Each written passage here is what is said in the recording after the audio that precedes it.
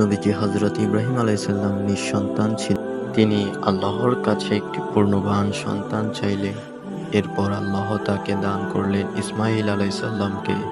শিশু ইসমাঈল আলাইহিসসালাম যখন বাবার সাথে হাঁটতে শিখলেন, তখনই ঘটল এক অদ্ভুত ঘটনা। আল্লাহ ইব্রাহিম আলাইহিসসালামকে স্বপ্নে আদেশ করলেন তার প্রিয় পুত্রকে কুরবানি করার জন্য। তিনি ছেলের কাছে অনুমতি চাইলেন। এরপর ইসমাঈল আলাইহিসসালাম বলেছিলেন।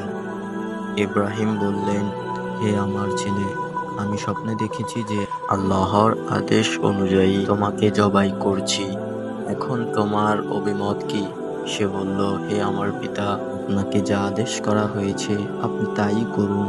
আল্লাহর ইচ্ছা আমাকে ধৈর্যশীলদের অন্তর্ভুক্ত পাবেন। তারপর ইব্রাহিম আলাইহিসসালাম ছেলেকে কাঁধ করে শোয়ালেন, তার গলায় ছুরি চালালেন, কিন্তু গলা কাটল না। তখন আল্লাহ ডাক দিয়ে বললেন, ইব্রাহিম, তুমি তোমার স্বপ্নকে সত্য প্রমাণ করেছ। তিনি পেছনে তাকিয়ে দেখলেন একটি দুম্বা, যার শিংগুলো ছিল বড় বড় আর চোখ দুটো ছিল অনেক সুন্দর।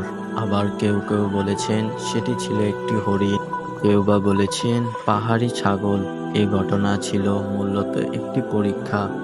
এর মাধ্যমে কুরবানি প্রচলন হয়েছিল, আর এও অনুভব করলো যে আল্লাহর কাছে আত্মসমর্পণ এবং মনের পশু ত্বকে বিসর্জন দেওয়াই হচ্ছে কুরবানি প্রকৃত উদ্দেশ্য।